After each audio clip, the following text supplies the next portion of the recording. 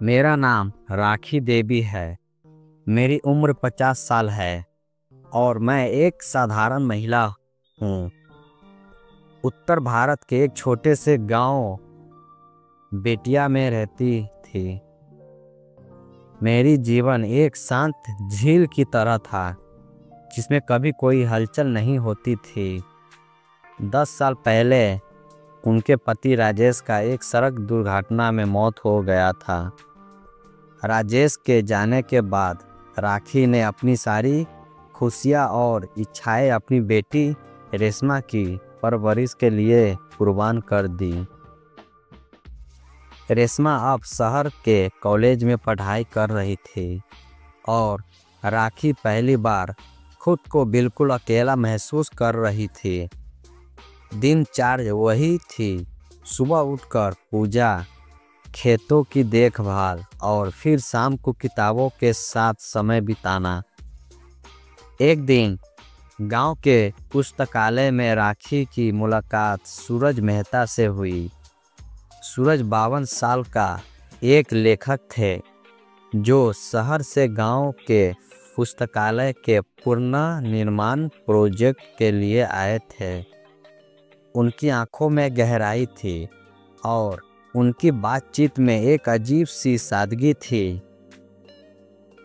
पहली मुलाकात में ही सूरज ने राखी की किताबों के में रुचि देख ली। आपको साहित्य का बहुत अच्छा ज्ञान है, आपने ये किताब पढ़ी है? सूरज ने एक इतिहास की ओर से इशारा करते हुए पूछा। राखी थोड़ी झिझकाती और कहा, हाँ, ये मेरी पसंदीदा किताबों में से एक है। धीरे धीरे उनकी मुलाकातें बढ़ने लगी। सूरज राखी को किताबों की दुनिया में और गहराई तक ले गए।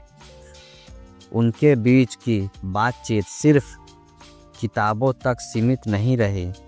सूरज ने राखी से उनके जीवन, उनके सपनों और उसके डर के बारे में भी बातें की। राखी को महसूस हुआ कि वह सूरज के साथ समय बिताकर खुश रहती थी, लेकिन हर बार जब वह इस खुशी को महसूस करती तो उनके मन में समाज का डर बैठ जाता। क्या एक विधवा को दोबारा प्यार करने का हक है? क्या लोग उनकी भावनाओं को समझेंगे? एक दिन जब सूरज ने उससे पूछा, राखी जी, क्या आप कभी अपने लिए जीने के बारे में सोचती है? राखी ने चुप्पी साध ली। वह जानती थी कि उनके दिल में सूरज के लिए एक कोमल स्थान बन गया है, लेकिन वह इस भावना को स्वीकार करने से डरती थी। इसी बीच गांव में एक अफवाह फैलने लगी। लोगों ने कहना शुरू किया कि सूरज का असली मकसद कुछ और है। राखी ने यह बात अनसुनी करने की कोशिश की, लेकिन उनके मन में भी एक शंका पैदा हुई। एक दिन राखी ने साहस से करके सूरज से इस बारे में पूछा। सूरज ने गहरी सांस लेते हुए कहा, राखी जी, मैं आपको सच बताना चाहता हूँ। मेरा असली नाम राकेश है। मैं इस गांव में 25 साल पहले रहता था। मुझे झूठे इल्जाम में फंसाया गया था और मुझे यह गांव छोड़ना पड़ा। अब मैं यहाँ अपने पुराने जीवन को समझने और खुद को माफ करने आया हूँ। राखी को यह सुनकर झटका लगा, लेकिन सूरज की आंखों में सच्चाई और पछतावा दिखा। उन्होंने महसूस किया कि सूरज ने अपनी सच्चाई को छिपाने की बजाय सही समय पर सब कुछ बता दिया। जब गांव वालों को यह बात पता चली तो उन्होंने सूरज के खिलाफ प्रदर्शन करना शुरू कर दिया। राखी इस स्थिति में फंस गई। एक और समाज था जो हमेशा से विधवाओं और महिलाओं की इच्छाओं को दबाता आया था, और दूसरी ओर सूरज जिसने राखी के जीवन में नई रोशनी लाई थी।